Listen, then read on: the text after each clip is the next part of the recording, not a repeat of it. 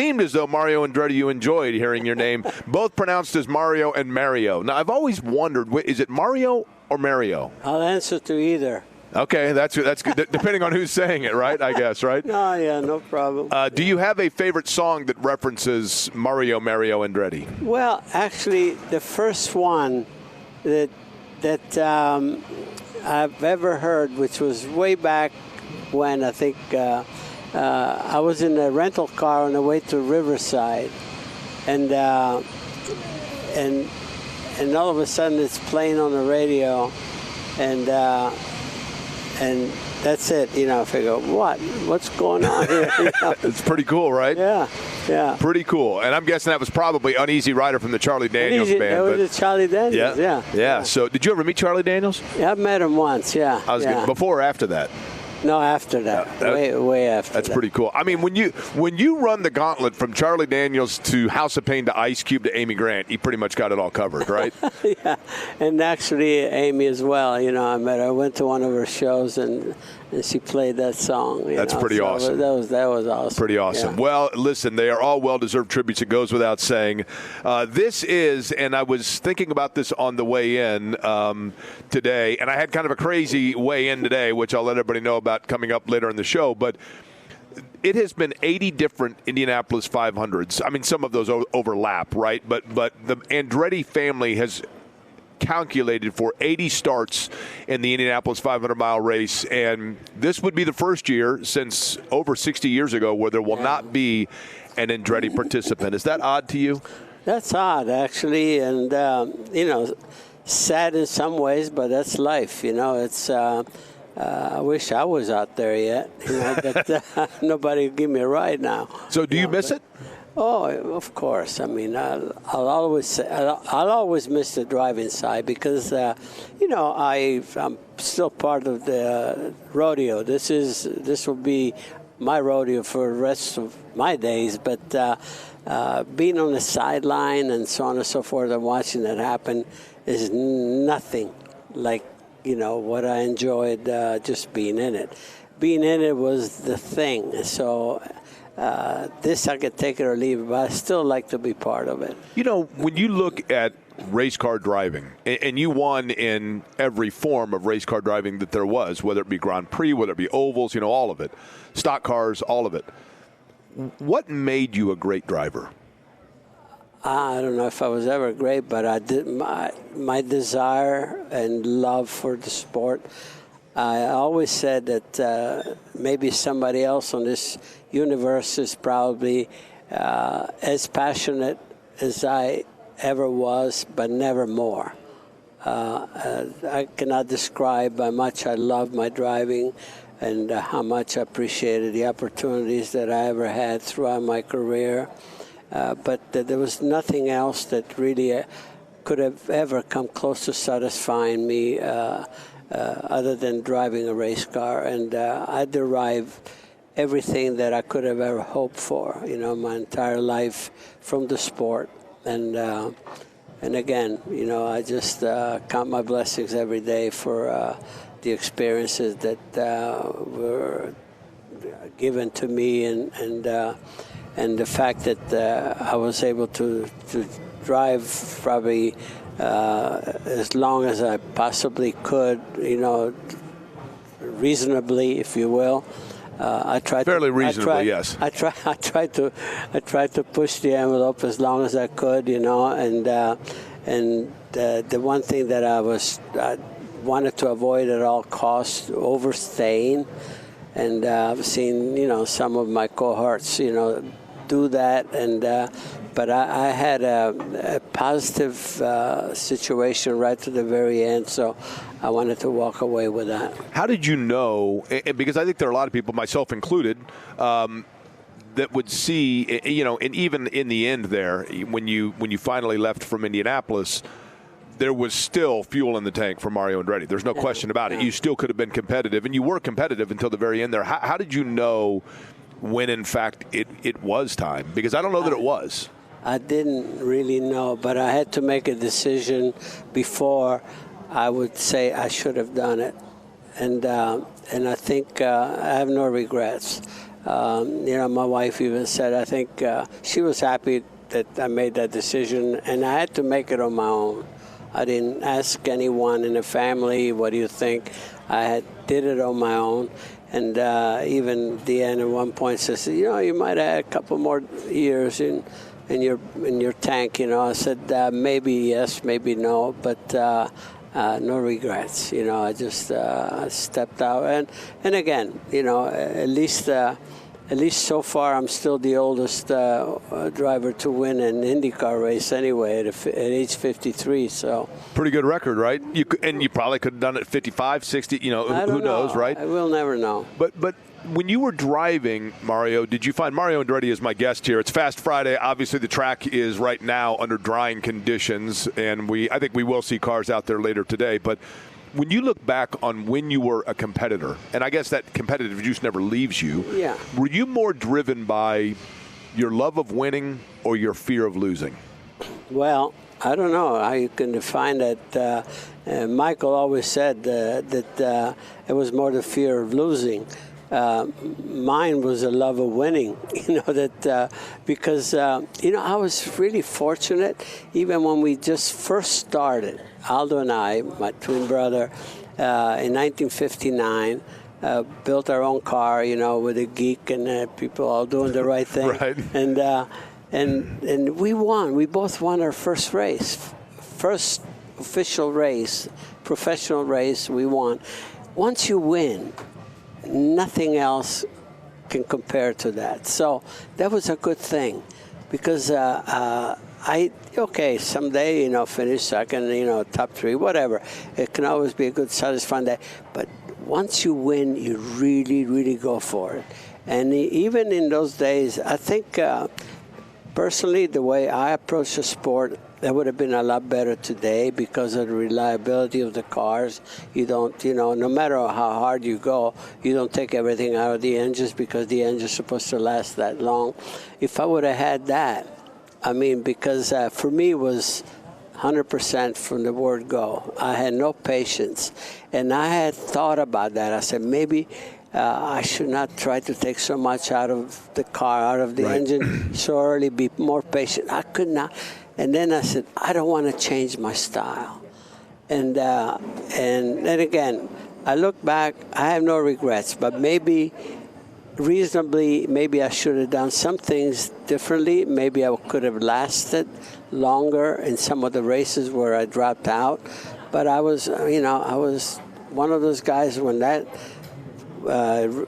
green flag flew, I just went 100% always. And maybe I could have held back a little bit. One of the things about you, Mario, that has always, there are a lot about you that I've had a great respect for, but one of them that I truly have an appreciation for is seemingly each year you post on social media or you make note of still having the paperwork and the memory of when your family came over here.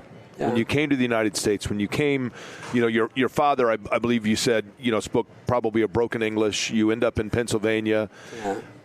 How much of knowing the familial, I'm not going to say struggle because I didn't know the situation, but knowing the journey and the commitment that had to be placed just to end up here in the United States and seeing that with your own eyes and your own experience, did that fuel you to an extent as a driver?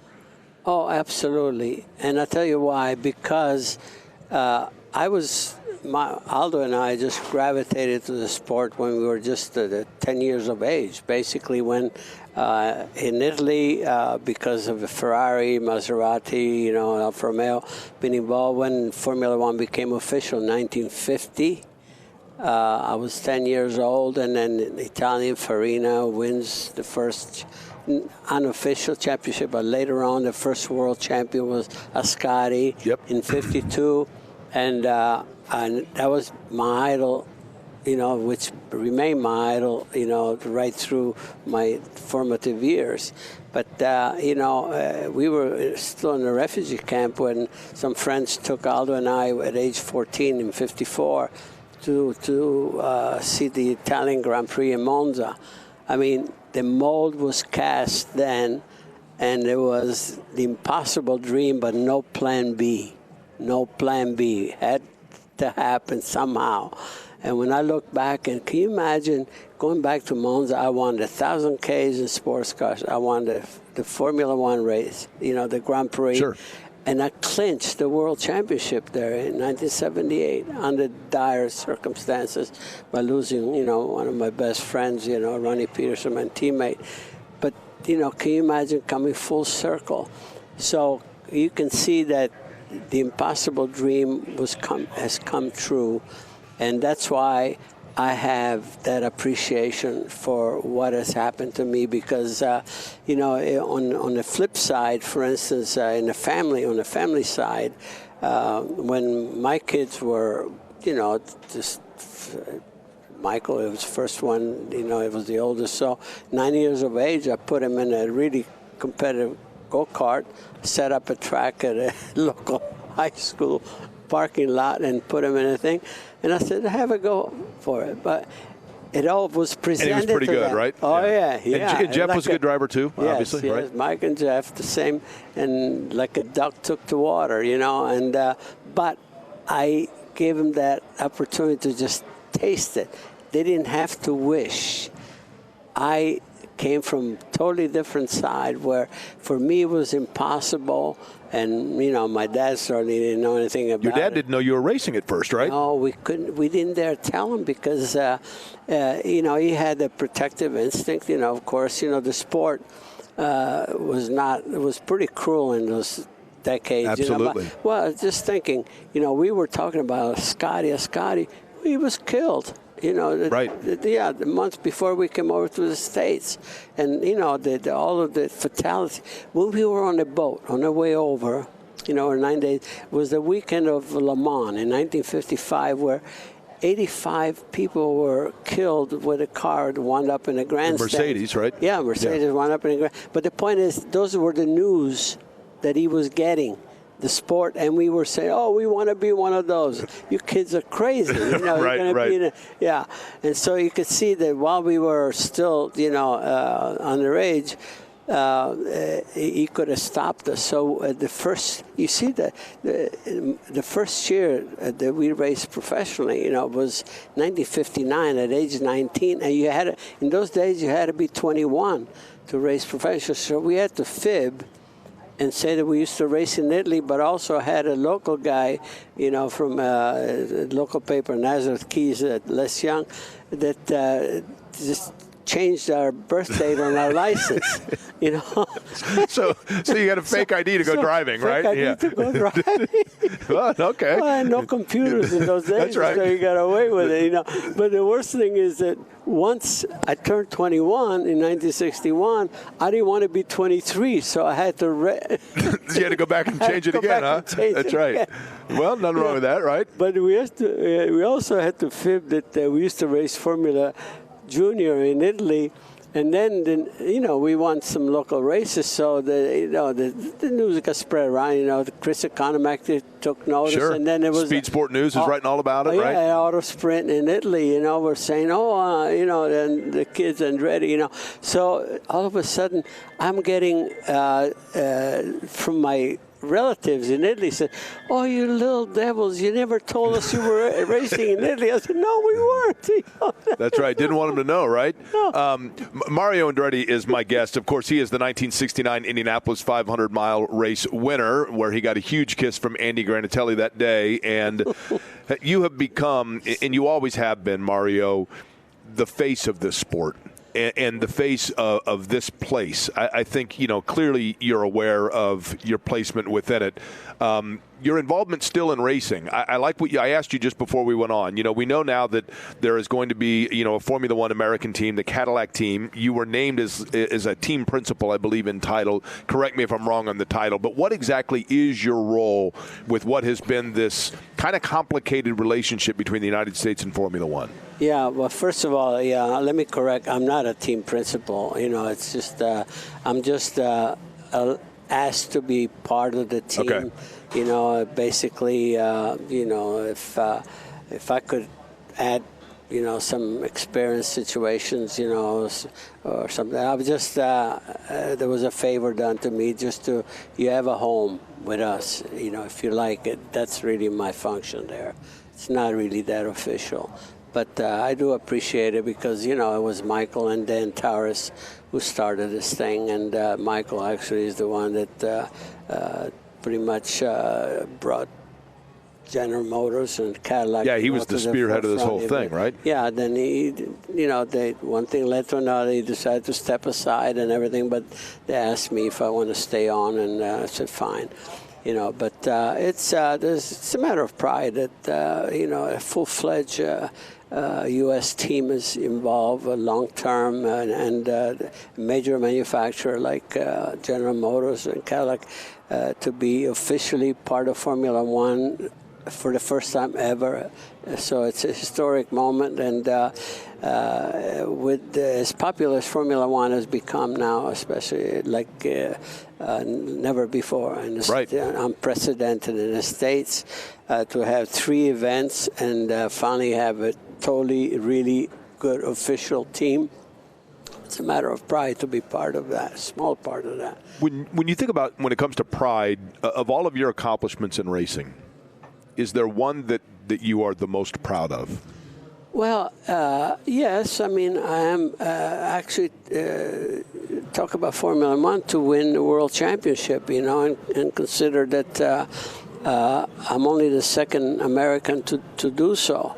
And the part that I'm really most proud of is that as fortunate as I've been, I won more Formula One races than all American drivers combined. They all combined, they won 11, I won 12, and that's something that I hold very dear, and Formula One is like the Olympics of motor racing because of the obviously the truly international flavor of it and so forth, and there's national pride that goes with it. And so, like I said, when I'm in Italy, I said at least, that's my native land. Right. And I was able to win there. I won Formula One race in Italy in Monza. And also, I'm the only American to win the US GP, which I did at Long Beach. So these are moments that only I can appreciate. You truly are the American dream, right?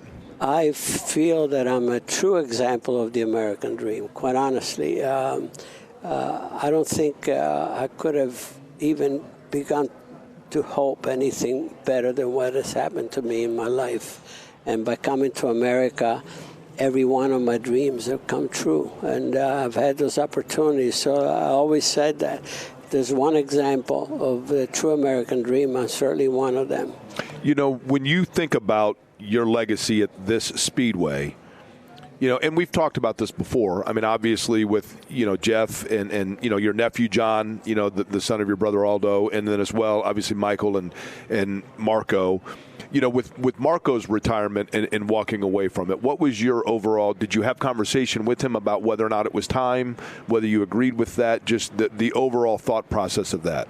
Well, no, when it comes to Marco, I mean, he's certainly old enough to make his own decision. And this is something that I respect because I wanted to be the one to decide, not to be influenced by any outside member of my family.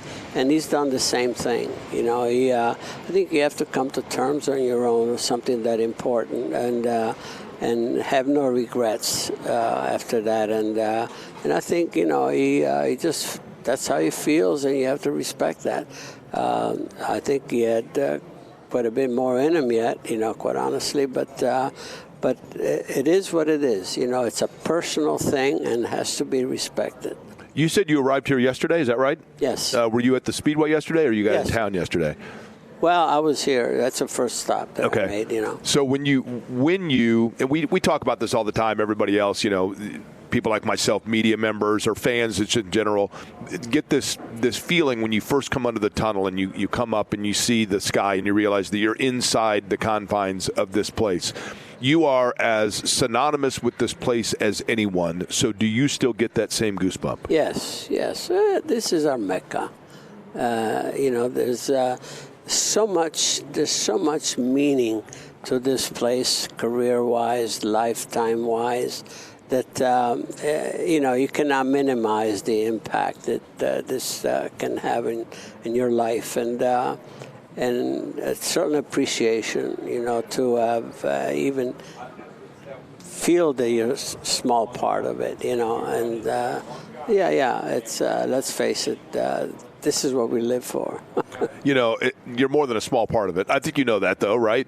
How are you doing just in terms of, obviously not being at every race every weekend like we had seen in the past, but the reality is, Mario Andretti, and I hate to bring it up or remind you of it, but, you have lost loved ones and you have lost friends of late. And I think a lot of race fans, when they think of you and they think of the dear nature of you and the principle of you, then they say to themselves, I wonder how Mario's doing. I'm doing well. I'm doing, my life is full, and still, my health is still there, thank goodness. And so I'm enjoying what I'm doing. And as you say, as far as attending races, I'm doing the things that I want to do. I don't want to be pushed, don't need to be pushed. And I'm just satisfying myself if I'm not at the event personally. I certainly follow it. I try to stay, totally informed, with all the major forms of our sport. That's because that's what interests me, and that's it. This is still my rodeo, and I always say, it's going to be until the last day. And when they put me in the box, it better have wheels on it. 4 of them, right? Or 2, I guess, but 4 for sure, right? And maybe a steering wheel too, just in case. And here's the other thing. And think about how confused everyone's going to be when they read on that day how old you are, right? Because you've changed it 3 times, right? But we'll go with whichever one you say. But that's not going to be for quite some time. We know that. Before I let you go, a couple of other things. First off, now that there is not, and I know that we have, clearly Andretti Global as a team here, so maybe we'll take those out of the equation to take the pressure off. But is there a driver that you see now in the IndyCar series that reminds you of the style of Mario Andretti? I like to say Alex Palou. Yeah, well, he's the champion, right? Well, you know what I like? Because he goes for it, no matter what. Like, would he have to go out there and make sure that he's, quickest or right at the very top in every single day of practice? Yeah, that's me. That's the way I always said, because I always felt I owe it to myself and the team. You always hear from my engineers, I always said, this is not important. Or yes, it is. Like, they say, conditions are too good, you don't learn anything. Yes, I do. I said, any single day that you're on the racetrack, somebody's going to be quickest. And I always said, if I can, I want to be me. And I like every day is important. So I see some of these guys, they probably could be up there and hustling. Yeah, they listen to their engineers. They say, you know what, don't take the risk. It's not worth it. Yes, it is. That's my the look on your face right there said it, right? That's my way of thinking, So maybe it doesn't make sense, but that's the way I was made, and that's how I got, any given day that you're the quickest, you look at the smile of all your mechanics, everyone on the team, how you're satisfying their work, not just yourself, their work. It's a team. You want to keep them happy. Know that you're out there busting your butt, not just for yourself, but for the team. That's the way I'm thinking. Not everybody thinks that way, but that's fine. I respect that. But that's the way I think. You won this race in '69. You won this race in '81, right? I'll say that. You won this race in '81. Legally, I did. Yeah. Okay. You still have the ring to say you won it in '81. Do you think, and dwell more on when you think about and you walk in here, those 2 races or races that haunted you that you felt got away? Well, yeah, it's the ones that got away. The one that truly got away from me in 1987. I was, if you look at the record, I was quickest every day of practice. And that was the Beatrice car, right? No, was that 85? I'm trying to think of which. The Beatrice was in 85. Okay. Yeah, and to be honest with you, I mean that that year, that particular season when I had Adrian Newey as my engineer, I felt so confident. You know, that's probably the only race when I started on pole here. The only race in my career that I felt like today they have to beat me, unless the car beats me by falling out. And I led every lap, with 23 laps to go. And then just because actually I was easy on the engine, I was actually running in the bad harmonics of the Chevy engine at that time, which I didn't know. I thought I was, all the engine guys always said, keep the revs down, keep the revs. Well, I kept the revs down. If I would have run 600 revs, in the next gear, if somebody would have been pushing me, it would have been better. And so here you go. This one time that I was trying to save the engine and let me down and dropped the valve. Proved your theory correct, right? Yeah, so that's it. You know what, Mario? Keep your foot in it. Screw that. Mario, let me close with this. I have always felt this way, and I don't know if this is right or wrong, but I've always felt that the true winning spirit in life is the human spirit and the human connection. And when you have the ability, and I don't, but you do, when you have the ability to immediately connect with people and know that when they walk away from seeing you, that their day was made because they say, I saw Mario Andretti. I met Mario Andretti. Mario Andretti replied to my Christmas post, whatever it may be. It is the ultimate gift, and it is so incredibly representative just to witness the way that you go about it. And to be able to, even for 25 minutes to open a radio show, be able to share that with you for just a brief glimpse of it is truly a gift. Wow, thank you so much. But like I said, I mean, the fans are the ones that can make your day, just by showing the interest. Somebody, okay, oh, wow, especially some of the younger ones, that they said, hey, look at this and that. And it's the ultimate compliment, and I take it that way. I always will. They say, look, there's the guy from the Ice Cube song, right? Isn't that right?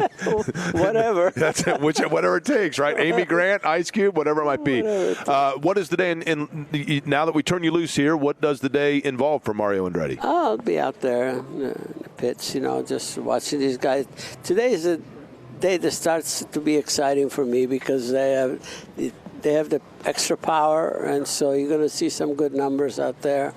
That's what I like, so everybody's going to get serious about it, so that's a lot of good action. The boost goes into the cars today, and we should see some good speeds here on Fast Friday. Mario, it is truly a pleasure and an honor, as always. Thank Wish you the best, Thank you all right? for having me, Jay. Mario Andretti joining me on the program.